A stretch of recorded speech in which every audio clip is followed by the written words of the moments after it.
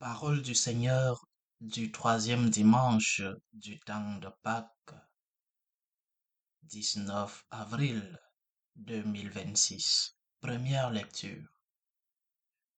Lecture du livre des Actes des Apôtres.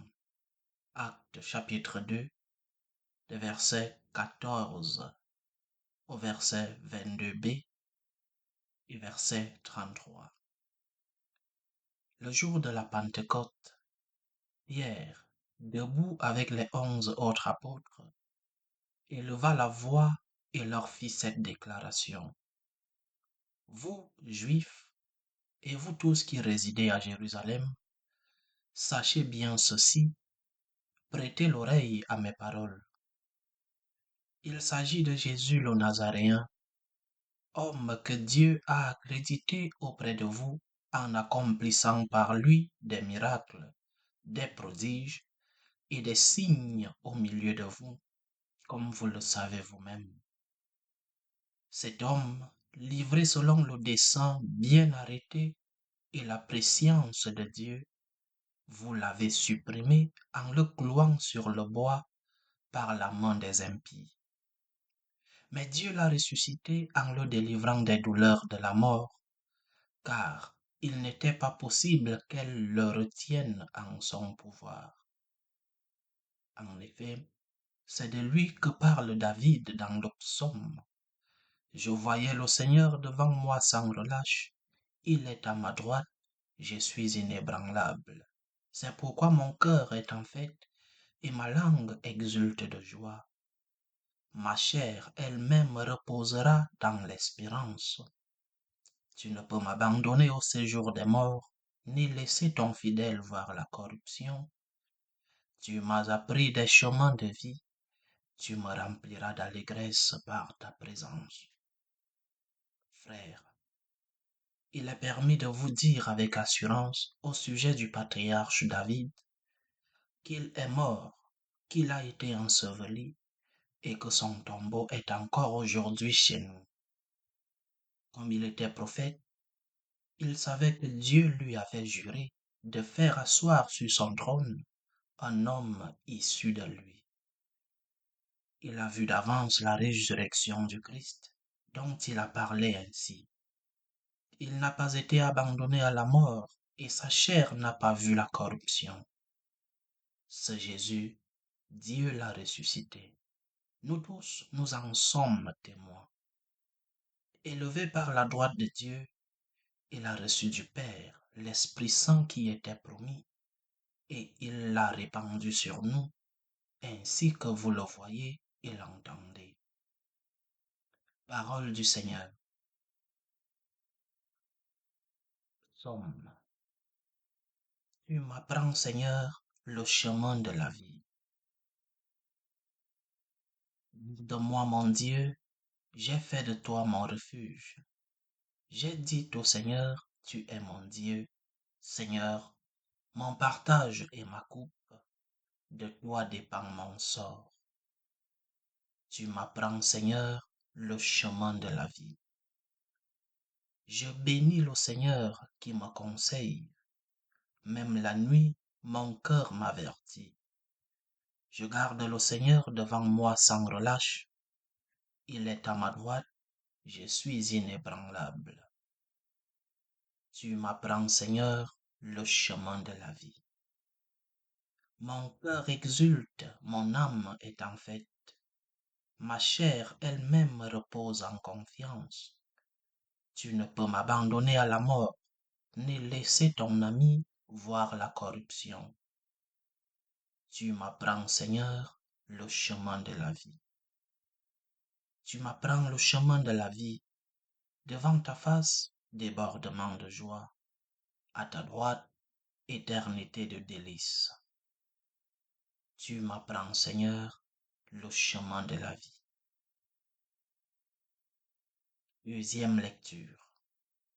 Lecture de la première lettre de Saint Pierre, apôtre, chapitre 1, de versets 17 à 21. Bien-aimés, si vous invoquez comme Père celui qui juge impartialement chacun selon son œuvre. Vivez donc dans la crainte de Dieu pendant le temps où vous résidez ici-bas en étranger. Vous le savez, ce n'est pas par des biens corruptibles, l'argent ou l'or, que vous avez été rachetés de la conduite superficielle héritée de vos pères, mais c'est par un sang précieux, celui d'un agneau sans défaut et sans tache, le Christ. Dès avant la fondation du monde, Dieu l'avait désigné d'avance et il l'a manifesté à la fin des temps à cause de vous. C'est bien par lui que vous croyez en Dieu, qu'il a ressuscité d'entre les morts et qu'il lui a donné la gloire. Ainsi, vous mettez votre foi et votre espérance en Dieu. Parole du Seigneur. Alléluia, alléluia, alléluia. Seigneur Jésus, ouvre-nous les Écritures, que notre cœur devienne brûlant tandis que tu nous parles. Alléluia, alléluia, alléluia. Évangile de Jésus-Christ selon saint Luc. Luc chapitre 24, des versets 13 à 35. Le même jour, c'est-à-dire le premier jour de la semaine, deux disciples faisaient route vers un village appelé Emmaüs, à 2 heures de marche de Jérusalem, et ils parlaient entre eux de tout ce qui s'était passé. Tandis qu'ils s'entretenaient et s'interrogeaient, Jésus lui-même s'approcha et il marchait avec eux. Mais leurs yeux étaient empêchés de le reconnaître. Jésus leur dit, de quoi discutez-vous en marchant? Alors ils s'arrêtèrent, tout tristes. L'un des deux, nommé Cléophas, lui répondit, tu es bien le seul étranger résidant à Jérusalem qui ignore les événements de ces jours-ci. Il leur dit, quels événements? Ils lui répondirent, ce qui est arrivé à Jésus de Nazareth, cet homme qui était un prophète, puissant par ses actes et ses paroles devant Dieu et devant tout le peuple. Comment les grands prêtres et nos chefs l'ont livré, ils l'ont fait condamner à mort et ils l'ont crucifié. Nous espérions que c'était lui qui allait délivrer Israël. Mais avec tout cela, voici déjà le troisième jour qui passe depuis que c'est arrivé. À vrai dire, des femmes de notre groupe nous ont remplis de stupeur quand, dès l'aurore, elles sont allées au tombeau, elles n'ont pas trouvé son corps. Elles sont venues nous dire qu'elles avaient même eu une vision des anges qui disaient qu'il est vivant. Un de nos compagnons sont allés au tombeau et ils ont trouvé les choses comme les femmes l'avaient dit. Mais lui, ils ne l'ont pas vu. Il leur dit alors, esprit sans intelligence, comme votre cœur est lent à croire tout ce que les prophètes ont dit, ne fallait-il pas que le Christ souffrit cela pour entrer dans sa gloire? Et partant de Moïse et de tous les prophètes, il leur interpréta dans toute l'écriture ce qui le concernait. Quand ils approchèrent du village où ils se rendaient, Jésus fit semblant d'aller plus loin. Mais ils s'efforcèrent de le retenir. Reste avec nous, car le soir approche et déjà le jour baisse. Il entra donc pour rester avec eux. Quand il fut à table avec eux, ayant pris le pain, il prononça la bénédiction, et l'ayant rompu, il le leur donna. Alors leurs yeux s'ouvrirent et ils le reconnurent, mais il disparut à leurs regards. Ils se dirent l'un à l'autre, notre cœur n'était-il pas brûlant en nous, tandis qu'il nous parlait sur la route? et nous ouvrait les Écritures. À l'instant même, ils se levèrent et retournèrent à Jérusalem. Ils y trouvèrent réunis les 11 apôtres et leurs compagnons. Ils leur dirent, le Seigneur est réellement ressuscité. Il est apparu à Simon-Pierre. À leur tour, ils racontaient ce qui s'était passé sur la route et comment le Seigneur s'était fait reconnaître par eux à la fraction du pain. Acclamons la parole de Dieu. C'est le premier jour de la semaine et l'évangile commence en nous le rappelant le même jour, c'est-à-dire le premier jour de la semaine. Et pour nous chrétiens catholiques, le dimanche est le premier jour de la semaine. Dimanche étymologiquement signifie dies Dominicus, c'est-à-dire jour du Seigneur, le jour consacré au Seigneur. De même que le sabbat, samedi, c'est le dernier jour de la semaine, le jour du repos, le dimanche, c'est le premier jour où nous offrons notre semaine à Dieu, notre Seigneur. Le premier jour de la semaine est pour nous le jour de la fraction du pain, le jour de la résurrection du Seigneur, le jour où le Seigneur, dans sa toute-puissance, est ressuscité. C'est donc le premier jour de la semaine et mettons-nous en présence du Seigneur. Mettons-nous en présence de celui qui est ressuscité. Celui qui, après la résurrection, s'est montré à ses disciples pour réconforter, consoler et donner des preuves à ceux-là qui étaient dans le doute, dans la peur, à ceux-là qui, pour certains, s'étaient enfermés et pour d'autres qui étaient en train de fuir. Les disciples de l'évangile d'aujourd'hui étaient en train de fuir la ville de Jérusalem pour aller à une autre ville, à Emmaüs. Le Seigneur est présent au milieu de nous.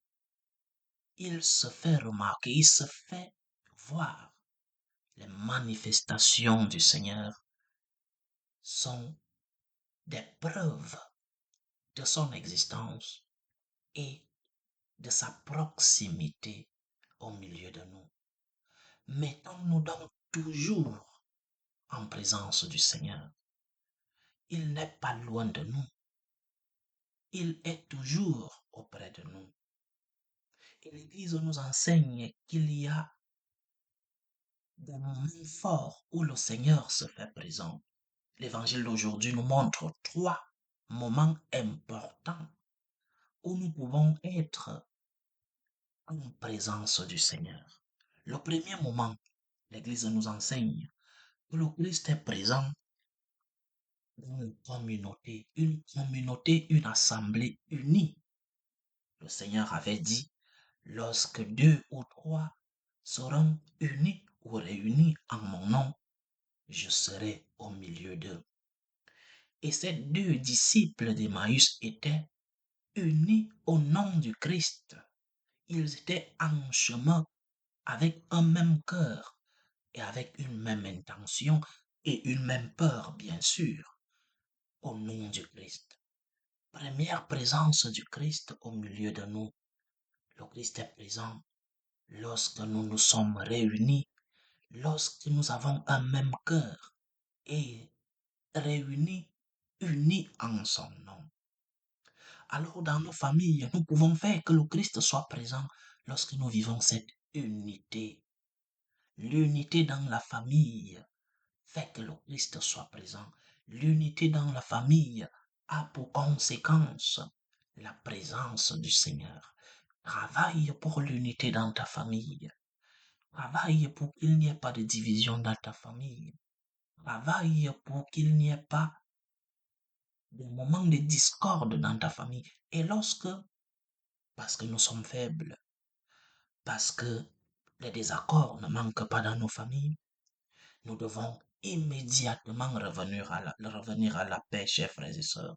Le Christ est présent au milieu de nous. Le Christ se fait présent au milieu de nous lorsque deux ou trois sont unis en son nom. Présence du Seigneur dans la communauté, dans la famille. La deuxième présence dans cet évangile, c'est le Christ qui est présent dans les Écritures. Les deux disciples, lorsque le Christ leur annonce la parole, disent que leur cœur était brûlant, tandis que le Christ leur parlait de l'Écriture. Nos cœurs n'étaient-ils pas brûlants? Une fois lis-tu la parole de Dieu? Dieu te parle dans sa parole. Dieu te parle dans les saintes Écritures. Il y est présent. Il te conseille. Il te réconforte. Il te fortifie.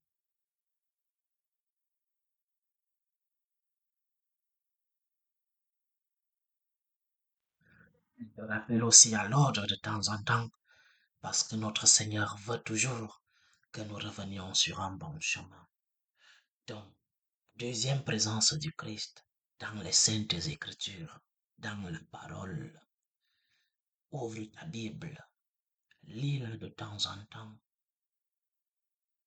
En ce temps où nous célébrons encore la Pâque, le conseil, c'est de lire le livre des Actes des Apôtres, cela qui nous raconte ce qui s'est passé après, après la résurrection de notre Seigneur. Troisième présence, c'est celle que nous appelons une présence sacramentelle. Le Christ présent dans la fraction du pain. Le Seigneur, après avoir commenté les Écritures, amène ses deux disciples à la fraction du pain, à l'Eucharistie. Il est important que nous ayons une relation d'amour avec l'Eucharistie. Il est important que nous ayons une relation intime avec l'Eucharistie. Le Christ est réellement présent dans la fraction du pain. Et il nous a laissé ce mémoire. Lui-même, il a dit, vous ferez cela en mémoire de moi. Le Christ est présent dans l'Eucharistie. Le Christ est présent dans les Écritures.